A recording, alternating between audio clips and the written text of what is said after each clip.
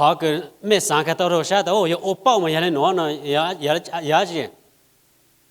what is ô bao thầy được á okay lời tôi này phần đầu ya bé ô bao nó ya phần đầu bé xí một chỗ họ rong là họ chỉ rong là ya nhưng một chỗ họ khó thế gì họ khó thế gì à okay ô bao này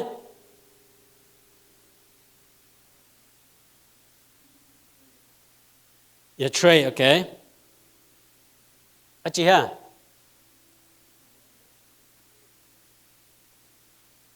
okay ô bao gì lo ô tôi yêu gì ô đó là lại okay ô bao này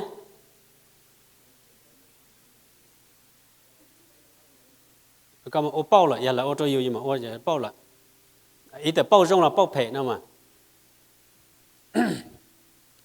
so bao is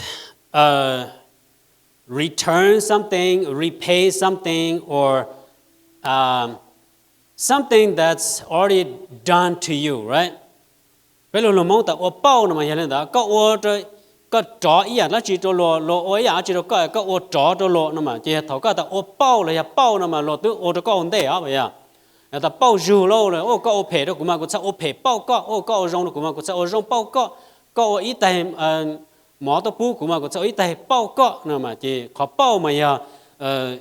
something already done to you and then you do it in favor or return or do something in return or repay back nữa mà họ ô bao nữa mà you are the one that take initiated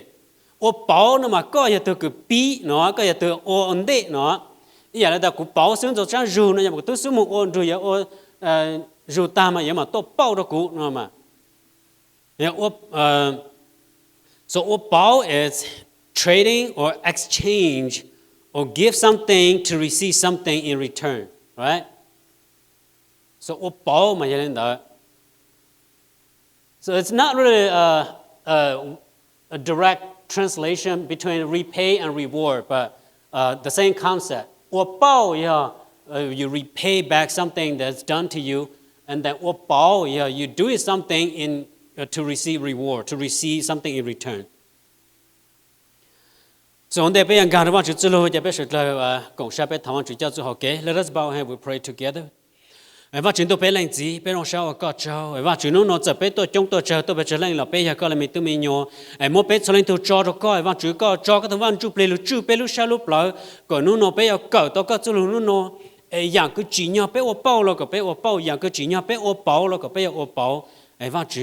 mỗi lúc xưa nó cho nó có từ cho có phòng có mong lo mà bố cho bé chỉ hạt cho bé nhau có chẳng tổ chức lâu nó cho sai live online cho chẳng lửa nó mà nó sai online là và chú có bé mua văn chụp lên bốn bò có bé nông có tàu chỉ sai nông cloud sư có bé ô bao rồi lại từ bé mỗi lúc xưa nó cho nó có từ cho nó đã chú sự luôn bé cứ rong amen. All right, so if you have your Bible, open it to Colossians chapter 3. Yami mo me pawal kun thomo to Colossae chong pe okay? Colossae chong pe Colossians chapter 3 verse 23-24. Yami mo men thomo yami chi mo la kuma le wa cho pe le mo tu okay? Colossians chapter 3 verse 23-24's NIV version says, "Whatever you do, work at it with all your heart, as working for the Lord, not for human masters, since you know that you will receive inheritance from the Lord as a reward." Receive inheritance from the Lord as a reward. It is the Lord Christ you are serving. Mà là cũng mong hay nó, cũng chỉ mong là cũng mong cho đó, cũng chỉ cho đó họ,แต่ว่าcũng mong xài, chỉ,喂, mua cái sao cũng nhỏ để lâu xưa. Bé từ vào cũng mong sẽ vào cũng mong xài để cha, thế mà cũng mà lấy họ làm xài lấy cái cũng xài không vào cũng mấy cái này, cho nhà cái mấy ô, vậy mấy trâu sen trò ô ý nhà lấy cái mấy ô trò tu chữ, chỉ có ô trò tu này, dùng trong ta tu chữ,有么点个有个你都靠家，做你找到那了，做好开到要tu chữ cái mấy ô nụ trò, mà,做好开到要tu cái mấy ô nụ trò. Khó cái của ta, rồi cái này vào là cũng mong mất xài to, bảng ít lâu rồi nè, mà năng gặp lâu nữa ta dùng chúng ta tu chữ有mua tiền cái dù cái nữ tư khởi cha cho nữ trả tôn này lại tu chữ有mua tiền cái dù cái nữ tư khởi cha cho nữ trả tôn này lại cho mẹ nó mà giờ mà hai cái ta nào vậy họ bảo là cố mẹ cao mà nó 24 says since you know that you will receive an inheritance from the Lord as a reward. Inheritance nó mà phải đọc bên mất xài lùm mông bên xài ta cố chân cố tề nó tức là lùm mông ta cố chân cố tề chúng có phải mua lùm ta cố nhá hóa là gì chỉ bảo ta bây giờ tức là tết thọ như chỉ học cố hết rồi họ thấy là dù khờ tới bỏ nhà thì đâu bỏ nói cũng bỏ nhà cố chân cố tề mua rồi thì mình tụi mình nhỏ nó là chỉ học cố hết rồi tức là mong chỉ lùm ta cố chân cố tề nó chỉ inheritance nó mà tức là giờ bên mà hãy khó là ta nhớ tao chân gây du nó là mà thì vào lúc cú mong của ta cho nên mình lại luôn là ta dùng trong ta tôi chỉ có mua tiền cái rồi cái này tôi khởi cha cho nên trả tốt này lợi, nếu mua tiền cái rồi cái này tôi khởi cha nên trả tốt này lợi, cho mẹ nó mà sẽ là mẹ được cũng là vậy. Anyway, đó là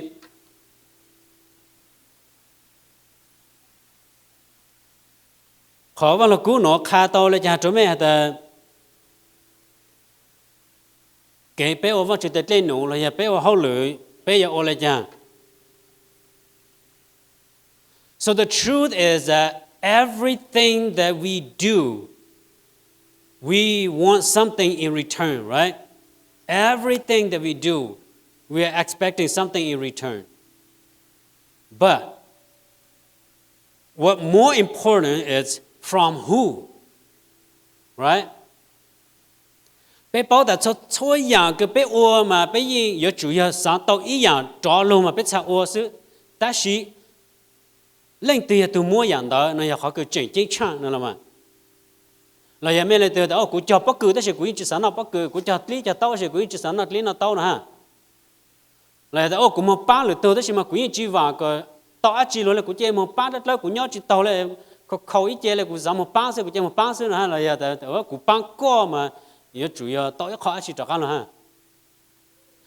cho yang bé ô mà bé gì vào cái tao khó cho cái luôn,但是mà một tay yang nó chỉ bé ba tuần đó mà bé vào cái nó ô cho cái đó bé một tay yang mà bé ba tuần đó bé vào ta vào chủ yếu ba cho bé nữa mà, so it's the more important it's from whom you receive your reward. Everything we do, we expecting something in return, but from whom do we receive it from? Right? So the worldview,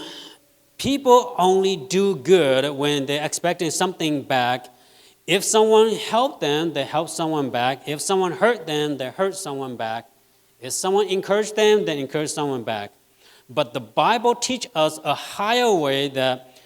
we are to work as worshiping unto the Lord.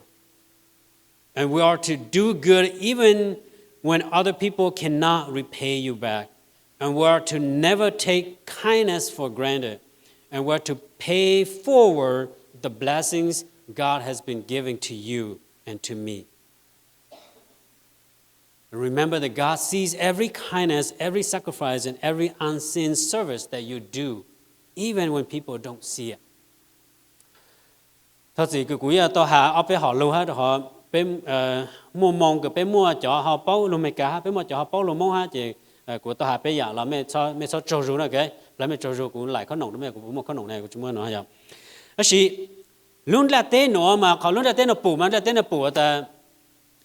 cú giờ có bán cú chỉ cú bán có giờ có ô phe đó cú chỉ cú ô phe đó có nó sẽ là bây giờ giờ có ô rong đó cú chỉ cú ô rong đó có. 但是话只后背就跟这话只话只走路开的背的个错样背安的错样个没安没因为周山周安了个没安的都知道吗？bên dùng trong ôi nhà rong giờ ta lựa từ chỉ thể nông tên nông cái trả đó bé là bên dùng trong ôi nhà rong ha nhà cái lỗ rong đó bé là bé chỉ cho nó cả nhà cái bé tàu chạy có mong luôn đó lựa lấy từ nhà bé mua ô bé giờ ít khó có mong cho lựa lấy từ ha pay forward the blessings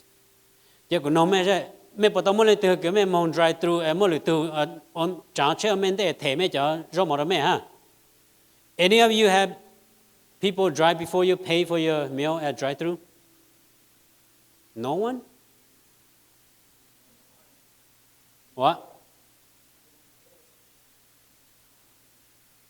In the store, in the cashier, someone come pay for your grocery or something for you?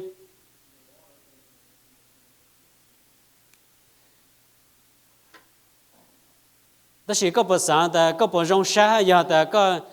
mong mấy tụ ở con đê tụ thể có cho khổng đó con là có bộ rong sa ha. Yeah? Okay. So that I want you to do that. Giờ có bảo that giờ có mong ở lưỡi tụ thể có cho khổng đó con mà có rong sa hay nó chỉ let you be the start of the blessings. Giờ có giờ ta thay tụ ở bi khổng đó nè. Có mong yeah mong ở lại của hà đó ở tụ once in a while bé mong drive through, đó là dùng drive through chỉ dùng yêu mình chỉ đó yêu chỉ yêu thể đó tụ ở yêu cá của yêu cá sẽ yêu rong sa để I am being a blessing to someone else. Rồi của hà nó mấy sinh trong của mong drive through chỉ mấy trang chế chậu của cá chế cá này cái, đó là yeah I have done that many times, but I never been paid. But anyway, it's paying forward. Yeah, cái vật chủ mua đó pay là chỉ pay họ mua cho lên từ. So nếu nó của sao mà hà đó pay mua on khó sao khó thì ý giờ ô bảo rồi giờ rewards ô bảo, okay? Giờ ta lựa lấy lựa từ tàu ô rong cho có là có mà mong ô rong cho nương là giờ lựa lấy từ tàu ba có mà ba lựa từ chỉ còn là có ô bảo là mà còn nói có sao có bé mong ô bảo na bé mong gây ru ô bảo na giờ tới từนี้chỉ tàu ba có lên nó là cho nên mong gây tệ ba nữa ta họ có ba nữa đó có số ba nữa đó giờ có ô bảo. So Apostle Paul teach us the believers in Colossians chapter 3 here that we are everything that we do shall be done wholeheartedly as we do it to the Lord.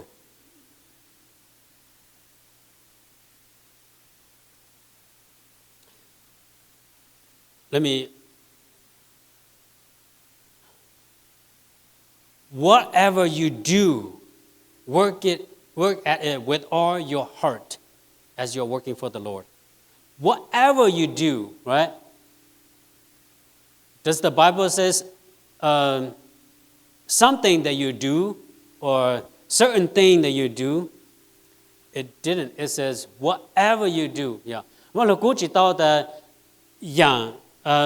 một cái yang cái mấy ô mà mấy chủ ô lô tôn đó sang đó sang đó là mà lúc cũ ta cho yang cái mấy ô mấy chủ ô tôn đó sang đó sang. So that including our job, our ministry,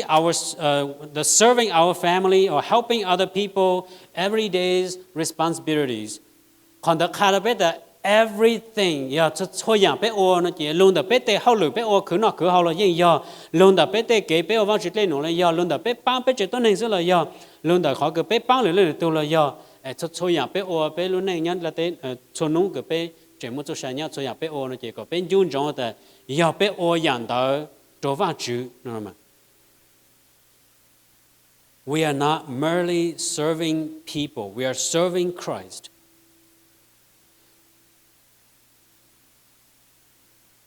Knowing that the important truth about today's society is that many people lose motivation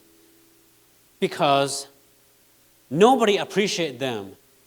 because nobody said thank you to them, because other people overlook them. Họ chơi nhau được bé ta chỉ nó chỉ một trong lên đầu tư cái bé chỉ sáng ô rong bé chỉ sáng ô bảo nó mà vì bé một ô rong rồi bé một ô bảo rồi chúng mình ít tuần du chẳng gì lên nó mà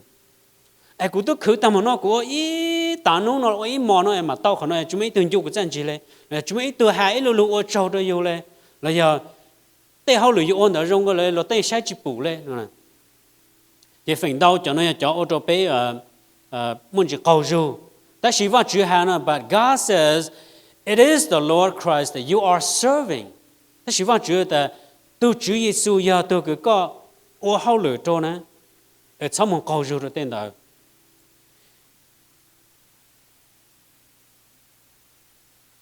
cú sa nông mẹ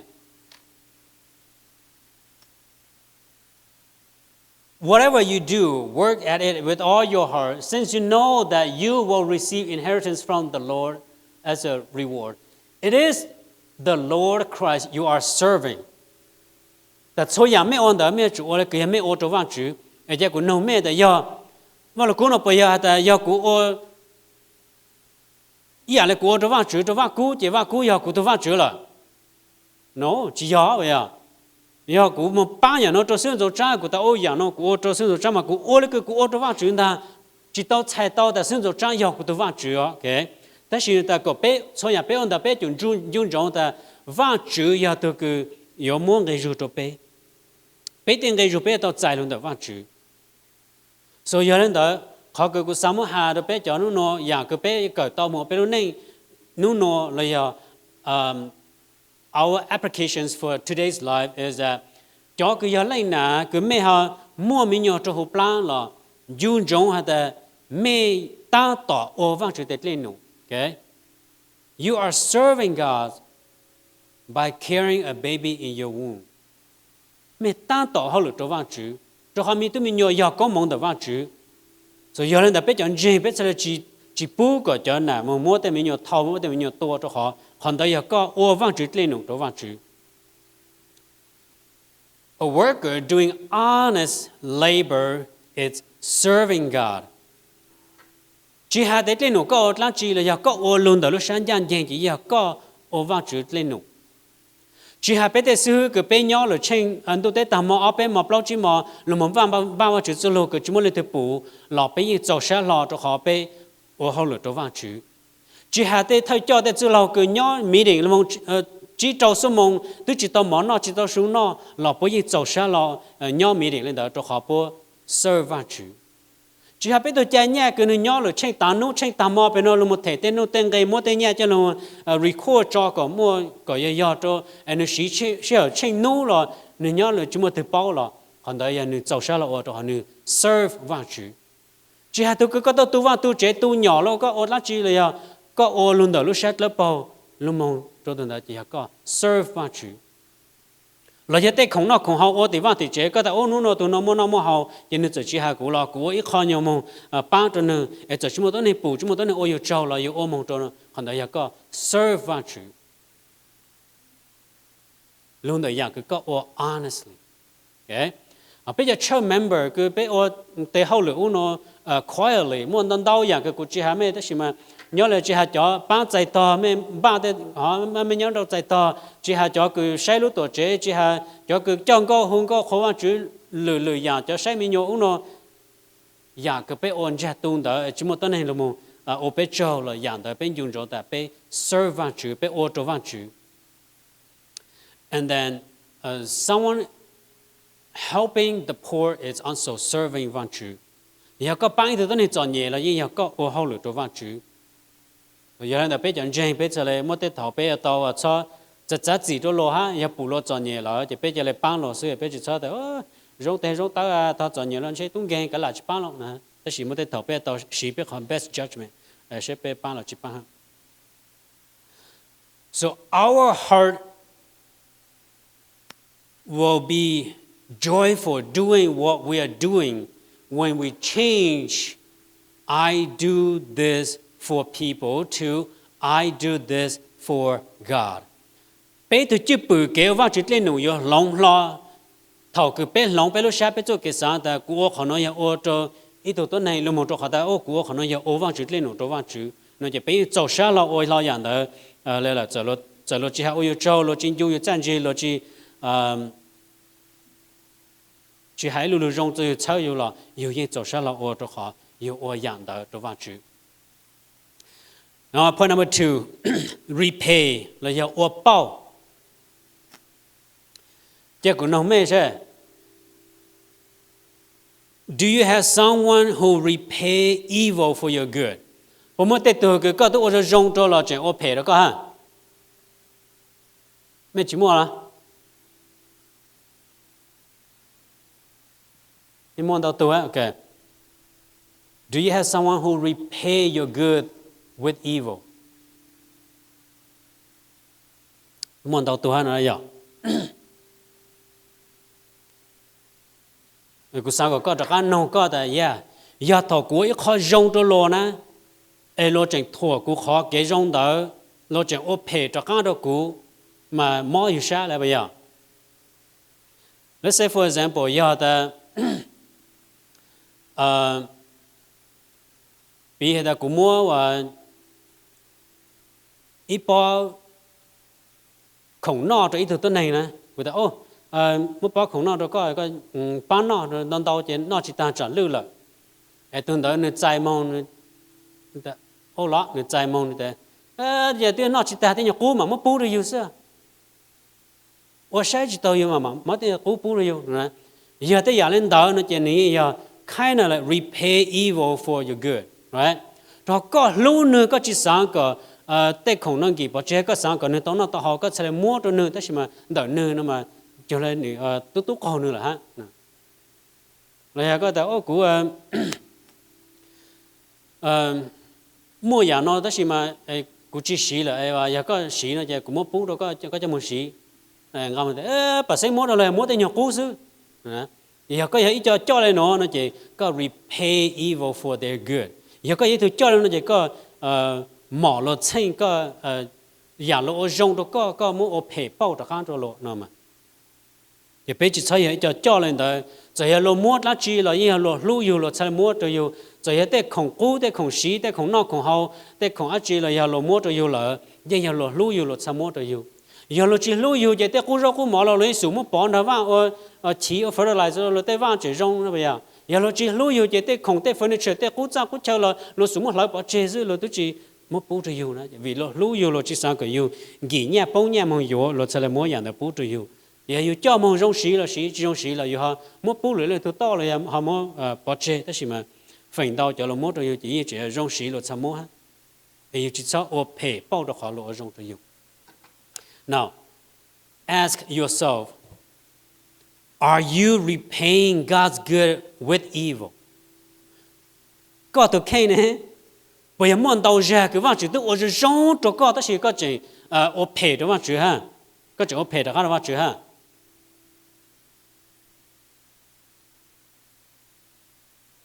muốn biết là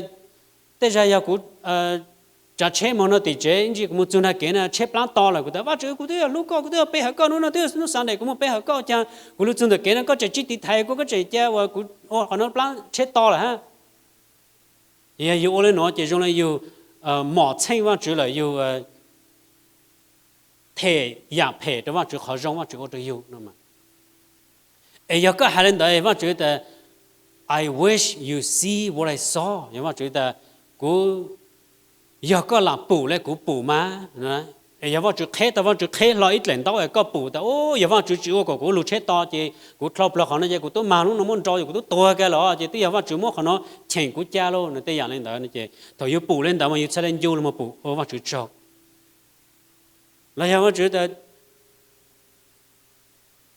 bây giờ yêu ta chẳng vào chữ cú tôi chỉ có tầm nó là giờ cú chỉ mua cái dạng nhiều mỏ lên nó mỏ pla mỏ tao hồ lo bây giờ chỉ mỏ yêu luôn nhiều bao trong đó yêu tên những người ta tới đây phải chỉ rong lên chứ thọ có ta rồi có phải chỉ rong lênแต่เสียว่าจุดเคเราตัวว่าจุดเคร้อยแต่ตัวก็ปูแต่แทนที่แต่ตามาก็รู้เจตุยอมมั่วอุปวามันนู้นแต่สิกูตุเชตาจะเนาะไอ้ชัวชัวเขายังไม่มีเลยเนาะเสียก็พยายามคอมเพลนอาจีนะอย่าถอยอยู่ปูเล่นเด้ออยู่มั่วสารเล่นเด้อนะเจอยู่ยี่จีคอมเพลนว่าจุดเลยอย่าไปมองเลยไปแต่ก็ยี่จีขัดข้องว่าจุดเลยก็ยี่จีคอมเพลนว่าจุดก็ยี่จียื้อว่าจุดเลยนะมาตัวเขาก็ปูแต่ตัวจีเนี่ยก็จมบ่เนาะพังบ่เนาะปัวอย่างแต่สิว่าจิตมันเฉดตาไอ้ช่วยอีอย่างเนี่ยคือคลาวลงมาจอก็เสียจะก็ยังมั่วคอมเพลนเอาล้วน也头有用的，就去我陪保罗样用。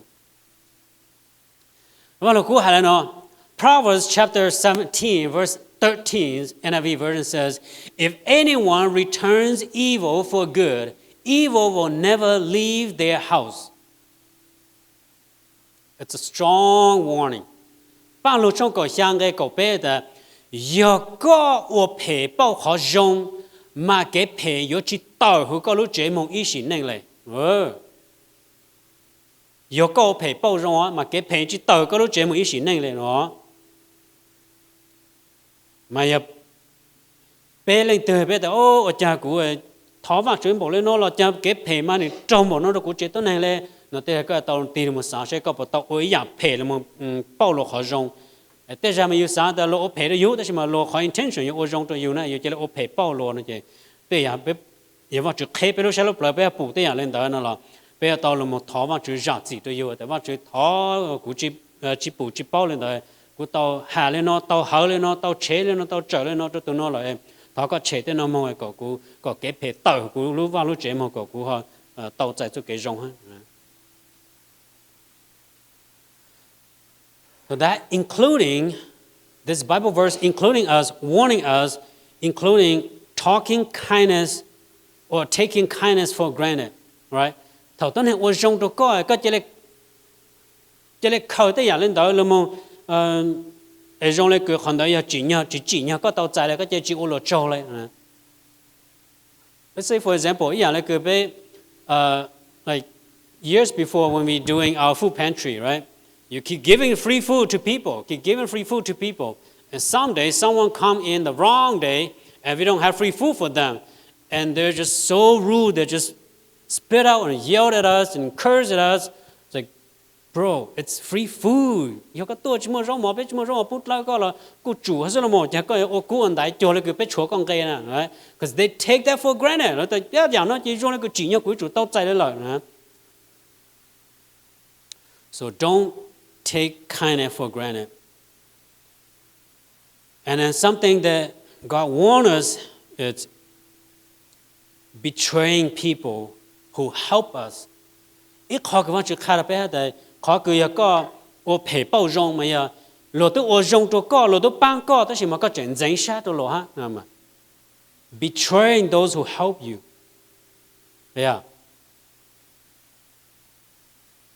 Bộ môn đầu ra cái bên dân sát rồi từ cái bang bé ha. Ya mua nó là yêu sẽ bao yêu khen sự thọ mà chữ ra gì tôi yêu cho cả là một chỉ khu nữa cái có yêu chỉ sống một hoàn dân sát rồi từ cái bang yêu nữa. Thì bây môn đầu tư cái yêu ô bể phê rồi lo yêu sao tại cha lo nó yêu ô bể phê rồi lo Indonesia sai ta ô chỉ do sao bữa tôi chỉ tao lên đó cho cố sao này nhỏ này cho lên lúc một thọ gì đó yêu rồi à ô thọ gì à cha của thằng đó của ô lên đó cho con đó ô số con này mua học sáng này con này ôn đó của so don't betray people who help you. God betray people who help you is the same as you repay evil for their good.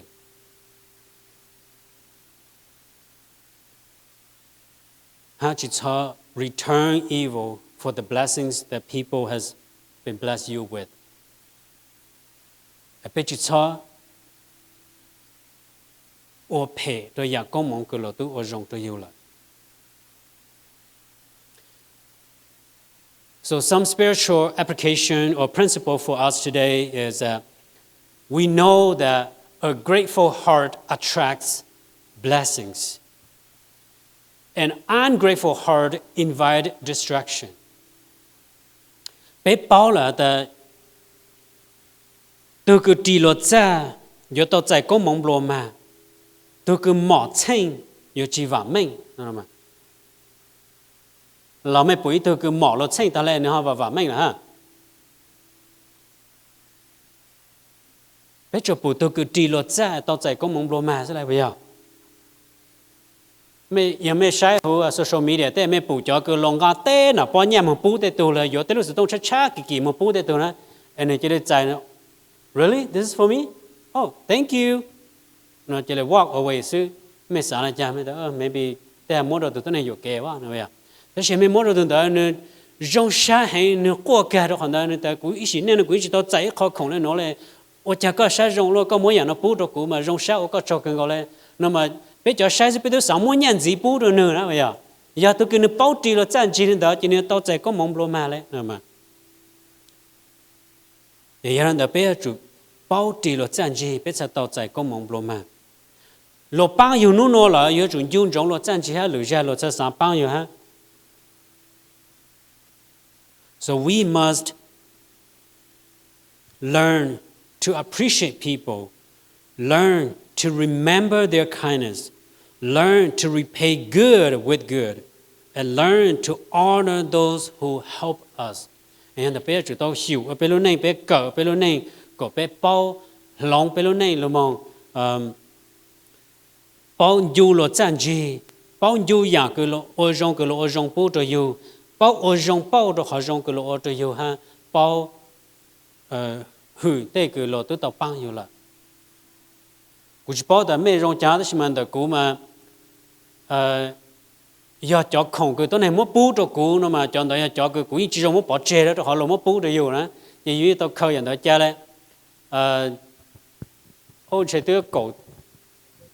chế cổ tới trong thâu lúa xứ mấy sẽ khâu tới lúa nữa nó sẽ có tới lúa bù đồ cũ quý trời khơi cha quý trời nó trâu họ ta họ nói xứ bù đồ cũ này họ cho yêu gió chỉ ta trâu mất cái tơ trở trâu tới chỉ trong hàng chỉ hay chỉ tôi muốn bỏ chè lại tới chỉ trâu hết tới mà giờ cái muốn bù đồ yêu nó chỉ yêu gì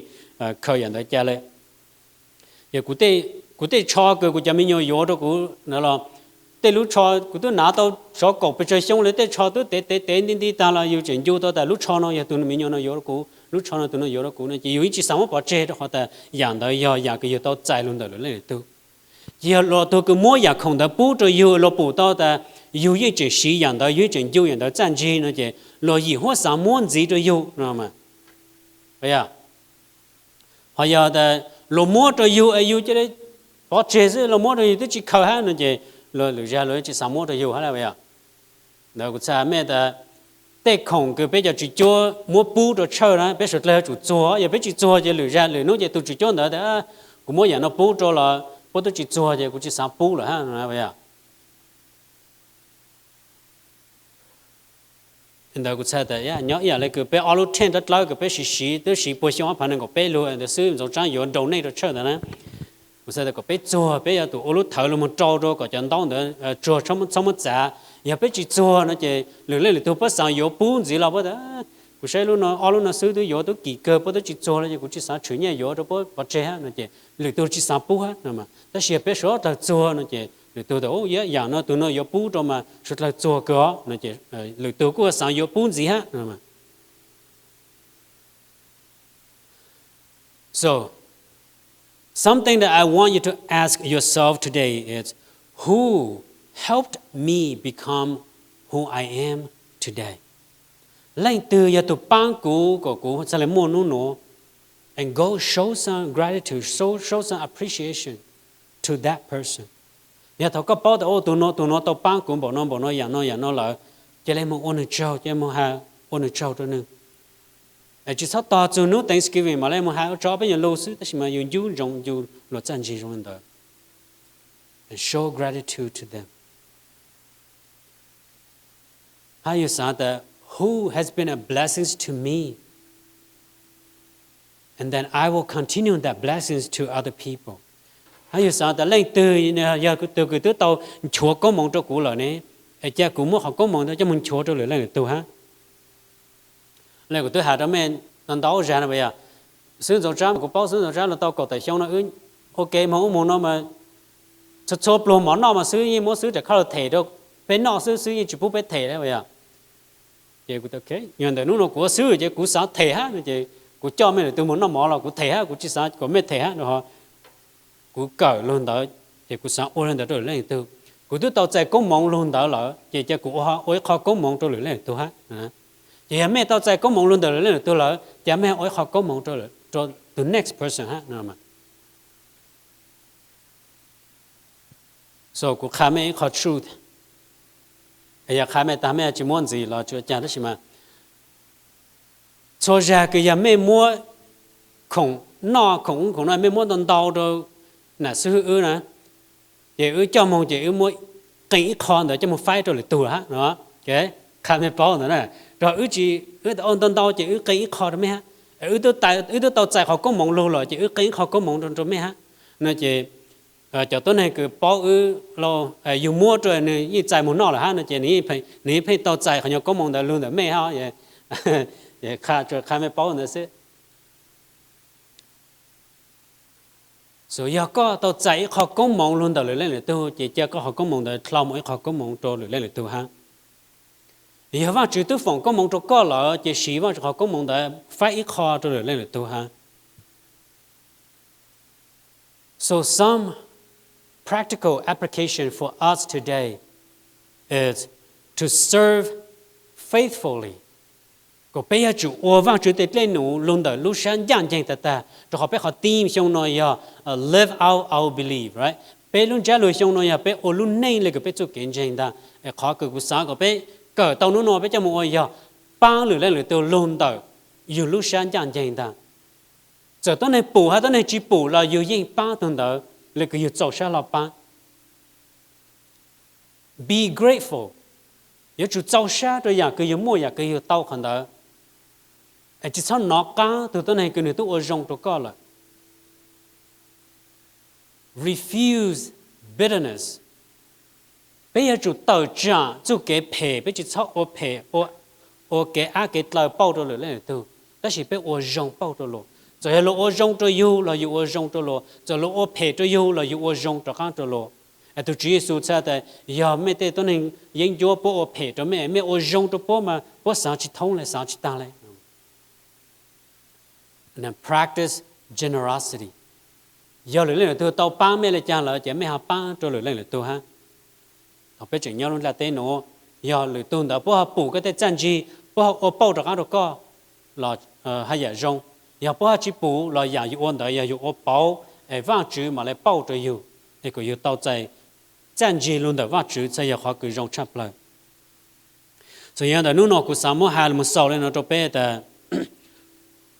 Everything we do matter to God. So yang cái bé ô nửa mua cả hậu đồ vang chữ, okay?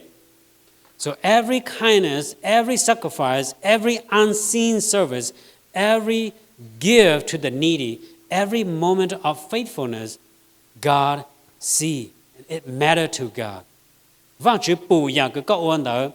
rồi yang có ôn trong rồi lên từ là vang chữ bù yang cái có mua khăn được job project có mua ok dạng trong chỗ này tôi vang chữ bù, dạng cái chúng tôi này bù là vang chữ bù, dạng cái có mua ôi khó complete tôi cứ cho nhiều là vang chữ bù, cho dạng bé ôn đời vang chữ bù. People may forget, people may never repay you, but God see it all, and God promised that He will reward you for what you have done. Hai vang chữ tôi chỉ số tôi cho luôn tôi bé là ta. Vang chữ ya mua complete cho bé chân trả lại cái nhà bé tàu ô là nè mà, rồi cái tàu ô rong bán lại tôi là lo chữ ô bao cái là cái là, tức là cái ô bao là vang chữ ya mua complete cho cái tàu hai lô rong rồi lên tôi là giờ lo chữ hai rong cho cái đó là cái tàu ô bao là vang chữ ya mua bao cho cái đó chỉ sao câu du họ kể ô rong, tức là dùng rongแต่mua inu vang chữ ya bu complete cho bé, bây giờ tàu chạy họ ngay dùng luôn là vang chữ, hay còn tàu chạy họ rong hành. Bên trong sao want to let us pray together. Và chúng tôi bên lành gì bên trong sao có cháu có bù lu share bên trong một cái cho có chú repay and rewards. Và chúng nó bên cái bao là ta muốn đầu ra bên tàu ở bao cho các chỗ lo chỉ cho nó các lo để chân chỉ lo tôi cho yêu ta là. Ta chỉ muốn đầu ra bên tàu mua ở bao ha. Bên sau này tàu họ cái bao cho các lo để ra giờ luôn đó tôi này cho các ở bao cho yêu. Ta chỉ muốn đầu ra giờ bên ở luôn đó sáng gian vậy và chỉ có tôi cái bao cho các chỗ bên trong sao có cháu mua cái chú nó cho tụi coi có muốn cho bên lúc sau lúc lại có bây giờ dùng giống hay là muốn đầu ra bây giờ tao muốn ở bao cho các chỗ lo cho họ lo tụi ở cho bên lại hay muốn đầu ra bây giờ tao muốn gánh tê giờ tụi pi ở bao lo sai ở bao cho các chỗ bên này ở bao lo và chỉ có sai ở bao cho các chỗ bên trong sao có cháu nên là chỉ sử dụng bên cái giống. Amen.